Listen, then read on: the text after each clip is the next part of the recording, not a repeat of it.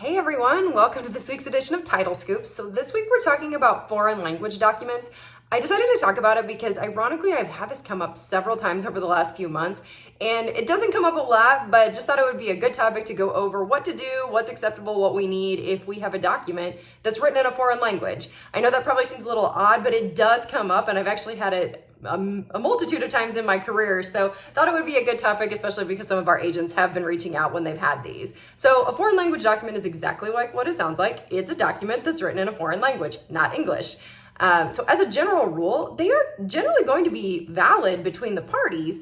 However, most states are not going to recognize, if they're recorded, they're not going to recognize those documents as constructive notice, right? Because we can't read them. We don't know what they say. So if you have a document, so this can happen in one of two ways. One, it might be in your chain of title. Most of the time not. Most of the time this is going to happen most likely when someone brings you a document for part of the closing and they say, hey, this is part of our closing. And I'm going to talk about it in a little bit. I actually have had this happen in a couple of different ways, but one way was we needed a deed prior to the transaction, and the parties did it in Spanish, and they brought it in and they said, here, we want to record it. We already did the deed, and we couldn't read the deed. So if we want constructive notice, we want this deed to be valid. What do we need? We need an official translation. All right. So what's an official translation, right? And an official translation, it really depends on where the document was executed and acknowledged. So if it was in the United States, so say we have a document, it's in French, it was signed in the United States, we can get an official translation from one of two places. Either you can get it in the US by a consulate officer of the country in which the language is spoken, so a French consulate, right? Or a consulate officer, sorry, or in the country of origin by a duly empowered officer. So we might have to go to the embassy or somewhere in France. Again, it's going to depend on the country. So if you get these and you're not sure, let us know. What I will tell you is I have had on more than one occasion someone try to translate it themselves via Google Translate. And although Google Translate is great to communicate with people or to read something that you don't necessarily know how to read because it's in a different language, it is not an official translation. So we actually have to have a certain person or entity actually do the translation, and they actually have some forms and stuff that they fill out that says they're certified, etc. So I also tell people, if you have this, I always encourage you to call your recorder. And the reason I do that is most of the time it's going to be fine. You can attach that translation and it can get recorded. But I have had more than once, and I think only twice, so not a lot, where the recorder wanted some other special document signed also with this translation. So just call your recorder if you have one to make sure that they are okay with whatever it is you're going to be submitting.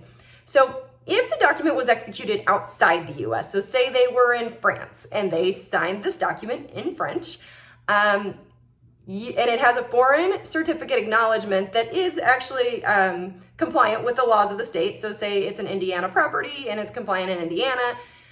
The way to get the official translation there is you have to get an authorized U.S. consulate officer in the country of origin. So you're going to go essentially to the embassy and they can provide this. The embassy is very familiar with this. They deal with this a lot. So that's usually what we're going to tell you if you have this. But if you get this, call your underwriter. We will help walk you through what you need to do. So one last note, because I've had this also happen to me. I had someone come in with a document. They said, we want to get this notarized. And I said, okay, I was a notary at the time. And it was not in English. I believe it was in Chinese, to be quite honest, which I definitely did not know how to read.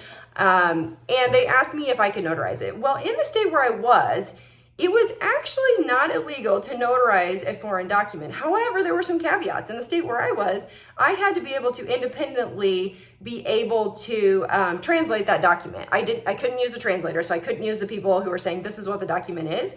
So if you get that question, if they come in with a document and it's written in a foreign language and they're saying, no, but the notary is in English, you need to, check your notary rules, because some states do allow you to do it as long as it's in English, or the notary's in English, or maybe you understand it. But again, you want to find out whether or not you can.